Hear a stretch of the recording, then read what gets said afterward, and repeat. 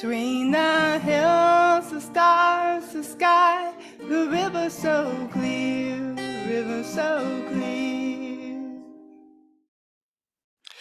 As we gather this morning, let us acknowledge where we are. We are in a place in which the Nueda, the Hidatsa, the Sanish, Dakota, Lakota, Tetistas, the Métis, and the Anishinaabe peoples all live for, on, and with belonging and connection and deep knowledge. As we learn to honor where we are, let us also learn to recognize all our relatives and all our ancestors from before and our descendants yet to come, and find our way to be in right relationship here. Our opening words are from the Reverend Scott Taylor. Come into this circle of compassion and care. Bring your worry and wounds, your longings and hopes. With word and song, we rekindle the connection that mends what's been torn. With stillness and the space to pause, we restore our strength for the work that must be done. The work of love, the work of peace, the work of repair, the work of remembering we are not alone. Let us begin. Our chalice lighting words are based on the writings of Joy Harrow, who is a poet, musician, author, and member of the Muskogee Nation. She was also named the U.S. Poet Laureate in 2019. A story matrix connects all of us, focused on community and shared stories.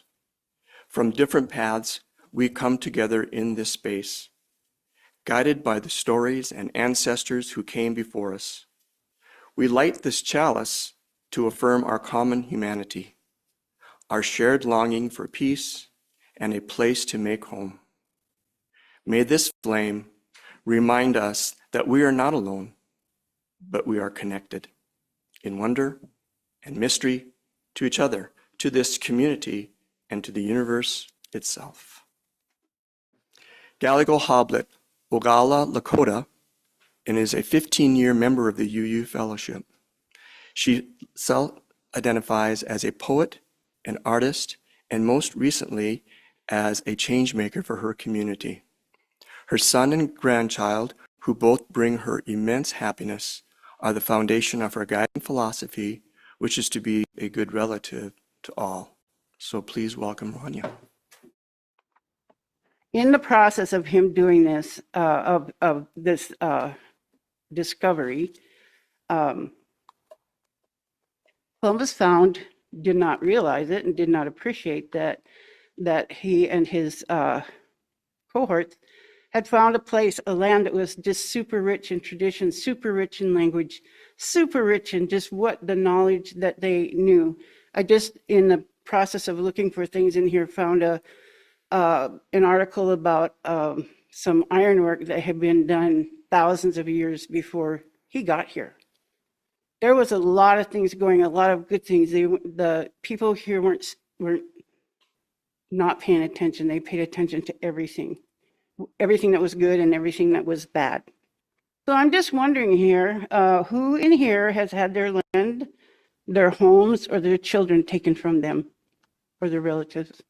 I remember my mom talking about my mom and my grandma, and they forgot I was there, I guess, because they were talking about somebody who had their kids taken. This had to be around in the late 60s, 1960s. I'm from the 1960s, so, and of course I just kept walking because I was a kid and I wasn't even supposed to hear that, and I knew it. Who has been told that they cannot believe or practice their religious or traditional or spiritual beliefs, or had their family? Who has relatives who were not considered U.S. citizens until 1924? It was enacted in 1924, and the last state to agree to this was Utah in 1962. Black people were allowed to vote, or actually the law was passed in 1870. That took a minute to take hold too. Women were allowed to vote in 1920. Who has had a relative killed because they own land with oil under it, but first that person married you so they could inherit the property? Have any of you known, or probably not had the experience, but known of anyone in your family or friends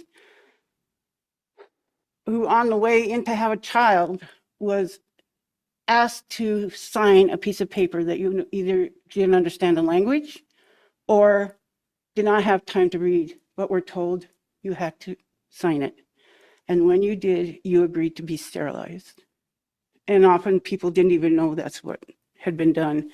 And so the confusion about not being able to have more children was also part of your life.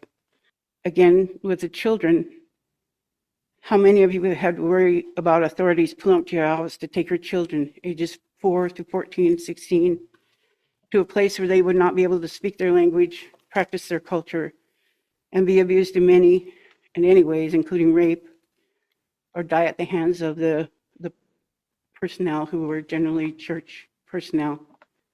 And have you ever had to worry about having your homelands, whatever that might be, your home or farm or business, taken away from you? We all know all the, we've heard the titles of things or not. We know the big ones, the Trail of Tears, Wounded Knee. I don't know if you've heard of the Sand Creek Massacre, but that was disgusting. There were medals of honor given to the soldiers of both the Sand Creek Massacre and the Wounded Knee. I think the Sand Creek Massacre medals have been rescinded, but Trump stated that the medals for Wounded Knee would remain in place. So we have all of those. But I'm wondering, does anybody know what happened pre-Trail of Tears to the Cherokee? Where were they? Where did they live? What were they doing? Let me tell you.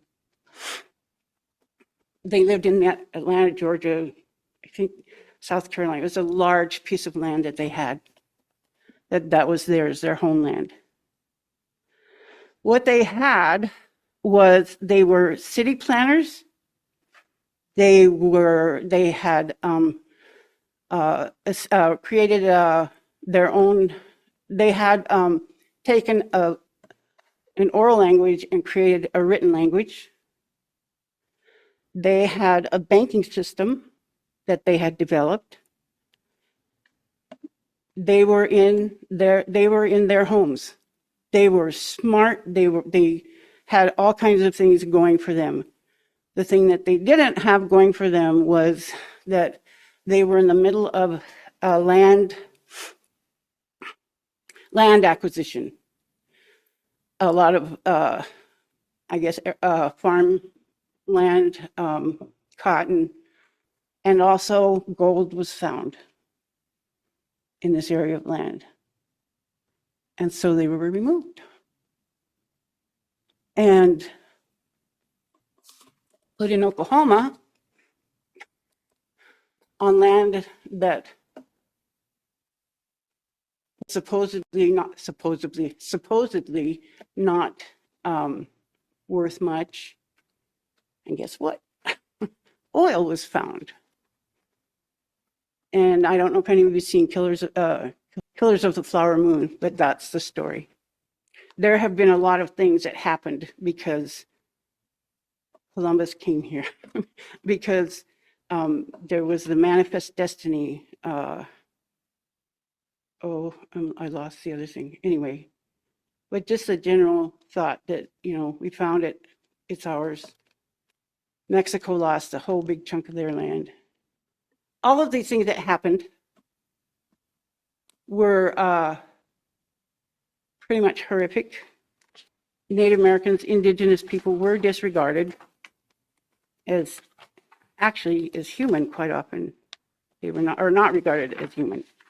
So I guess my question is, if you were in a situation where you were continually told you couldn't have what was yours, you're religious, you were being forced to send your children to schools that were based on religion, and one that you weren't founded in, that wasn't yours, and that your culture was just derided at every turn.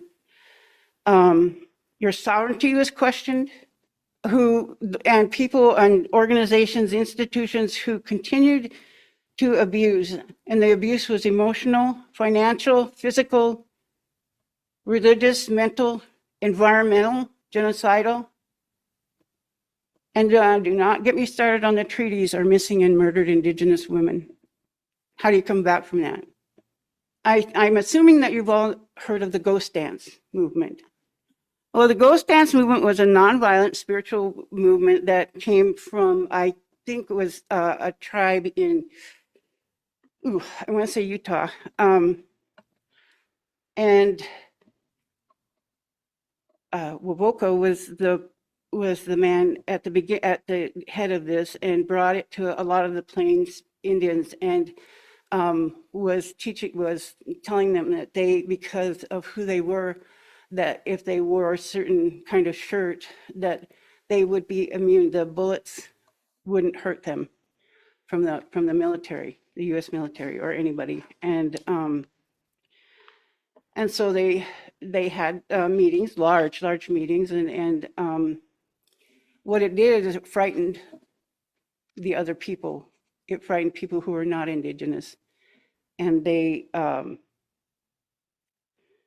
this caused the arrest of Sitting Bull and his death, and he was a leader. It was the culmination of that was the the Wounded Knee Massacre, where largely 250 women, old men, and children were killed. They were not allowed, then the government decreed that they were not allowed, the Native Indigenous people were not allowed to practice their religious beliefs. They couldn't gather in places.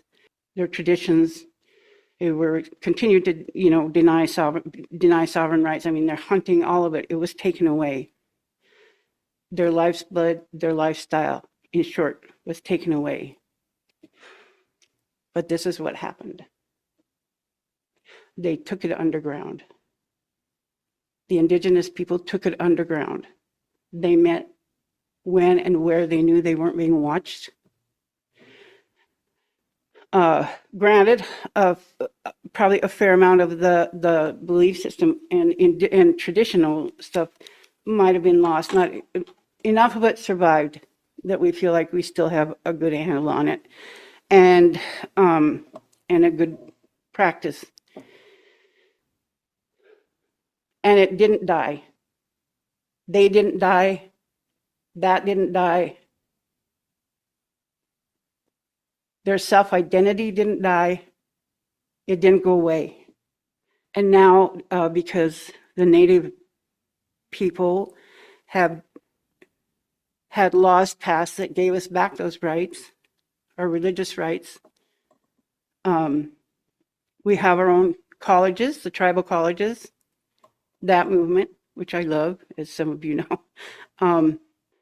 We have our right to have our children brought home from boarding school graves. And we have access to all we need to tell our own stories, and this is happening. I have to tell you, and I may have said this before, when I was at the University of Montana and I would go to the library, this was in early 90s, 95.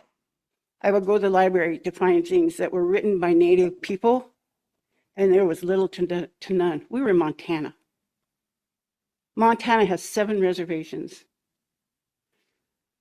It was terrible. But in that time, even in that time that I was there, and in that process, and since then, a lot of people have started writing their own stories, have started writing the stories of their people, have started to explain or to say, we weren't necessarily the bad guys, which is what a lot of people were taught to fear us. I'm just going to say that that's not the only story of their strength. They did go to school. There's a saying, and I couldn't find it today, that the people were told to use the education of the white man as a tool to defend ourselves. And this is what has happened. But the strength, there's a strength of that. There's strength in the education and the being visible, more visible and stuff. But one of the things is that one of the strengths that I believe is that every day just kept happening. Every day, people got up, fed their babies, fed their families, did chores, went to work, came home, did what they were supposed to do, did what they had to do. They're planting, they're harvesting, all of it, you know, knowing what the seasons were, knowing when to and what to do, because they knew. I don't know that anybody taught them specifically. They don't know if they sat down and taught them, but they knew when to do this. And this is what they did. And I'm going to read to you what I wrote a couple of years ago. I'm not going to read the whole thing, but part of it. And this is for other people too, like even people now, because I'm getting to that point, everybody. So as these things were happening, as these rights were being taken away, as people and whole tribes are gone, and languages are gone, things we have lost. But in the middle of it, this is what I want to ask you. And for today's world, this is what I want to ask you. Did the conformation of the stars change, the orbit of the moon, the brightness of the sun, the land yield its power? Did any of this vanish? We, the people who call each other relative, we, the people who call all living things relative, we, the people who are universally relative, we, the people, remain, having been revered, rebuked, remembered, remade, reformed, redetermined, restrained, reunited, resigned, reserved, resettled, retold, reaffirmed, reallocated, reenacted, rephrased, repopulated, recharged, and re-strengthened. We belong to our land and will stay from now to ever. We are the people, joined with all living beings of the earth, sea, and sky, who revel in the elements of what was millennia. We breathe the air of our ancestors while continuing to serve and conserve our home. The rivers still flow haltingly, and the birds still fly. We have not gone. We remember, we remain. Indigenous people have this. Indigenous people in this world who will continue to practice what they know, who practice what is their traditions. This is theirs. This stays. But so do you. And I'm addressing that because, you know, I gotta get a little more organized. For the people who are not Indigenous, the people who have, there was a lady at a meeting that I went to recently who said, we were asked about authoritarianism, and the whole group was asked, and had they seen it, had they been, you know, affected by it? And my answer was, since day one. Another lady in there, kind of in the back of the room, she said, I've known of it, I knew it was there, but this is the first time I felt it, and I'm afraid. So what I want to do, in the words of Nicole Montclair Donnet, is say, welcome to the table. We're here. And, you know, we're here, we're doing what we have been doing forever as Indigenous people. But everybody else who doesn't know it, who's been affected by one thing or another, that has, you know, a job, a friend's job, family's job. In Oklahoma, they have handed out Bibles, and they are trying to get every school to teach Christian religion according to this Bible that is incorrect. I mean, we have people that we know who've been affected by the things that have been happening lately.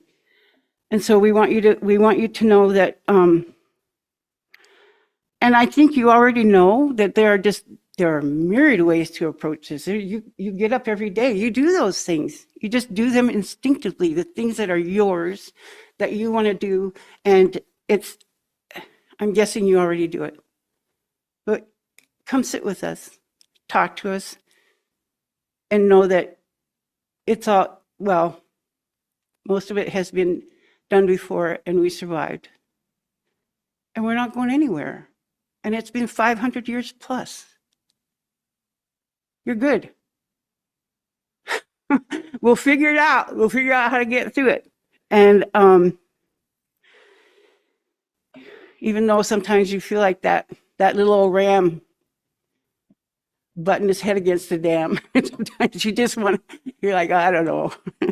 And in all of it, I do want to encourage you to keep your sense of humor. If you ask people who are Indigenous what gets them through the day, for the most part, they talk about humor. They talk about what it is to laugh, what it is to see the whatever, you know, what's funny, you know, and still knowing and understanding what isn't, and being able to affect that. So back to Columbus and his little 5 minutes of oh, where is it? Duck on it. Anyway, I had a whole list of people. Oh, here we are. This is what I think. I love Italy. I love food. I love other people who talk that language. Anyway, so I'll celebrate any day for all that Italy has given us, and may raise my glass to whoever created pizza and then thought about bringing it to us.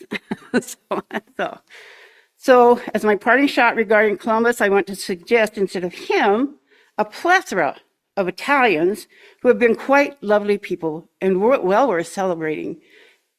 Beginning now, we have Leonardo da Vinci, Michelangelo, Andrea Bocelli, and Galileo, Giuseppe Verdi, Antonio Vivaldi, Luciano Pavarotti, Sophia Loren, Giorgio Armani, and whoever invented gelato. We're not sure if there's two people, and I don't know if I can say their names correctly. I don't want to mess it up. But never, never Christopher Columbus again. How important it is to tell those stories, repeat those stories, tell them again and tell them again. And now, as we're talking now about in the schools, that really is part of that's my question is, as the kind of government we have today, it is a government full of people who want to go backwards. They want to redo all the things that we just heard were horrible in the past. North Dakota has passed laws that's saying you can't teach children some of this history because we all got to be patriotic types of people. And so it's like, I don't really know. That's a question I have, is really how in North Dakota schools are they actually getting around that law, or are they? It's really hard to find that information. How can we be helpful in telling the stories? What kinds of things can we do now that some of those stories might not be told as much? Are there things we can do to make sure our kids and the kids in our community hear those stories? In Florida, when Florida passed a law outlawing African American history taught by African Americans, it was okay to whitewash it, but they didn't want it written by African Americans themselves. So what the African American parents did is they developed a curriculum, and now they're teaching their kids on Saturdays. Is there a thing, an understanding, a concept that you would like us to get? And one of the things is that they say is be a good relative. If you think in terms of that, it's going to be hard to be not nice to people. I know that I talk to people all the time that I know don't have the same philosophy of government as I do, but I can be nice to them. I feel like North Dakota is a hard place to live, being a Native American. There are a lot of people who have taken advantage of education, excuse me, and are equally qualified for positions, but are Native American and are utterly underemployed. They may have a degree in something, but are working well below that. I personally have experienced that, and it's hard. Your background in social work, my background in mental health, we know what poverty does to a person. Native Americans can get stuck in that, regardless of efforts to better themselves. Just last week, I got my hair cut, and my husband left me there. He went and ran errands. I come out, and he's not there. I usually carry a big old purse. I had that. And I had bought a few things in there. So I had 2 bags. I sit down outside waiting for my husband. Another business owner came out and said, "You cannot sit here. You need to leave."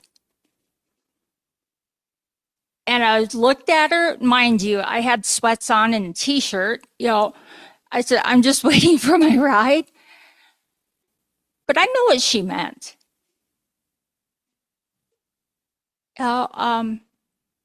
It can be really hard. I try to stay positive. I've got these guys.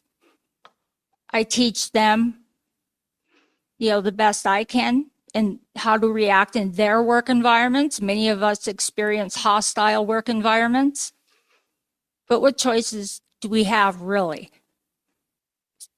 North Dakota is a tough place to be Native.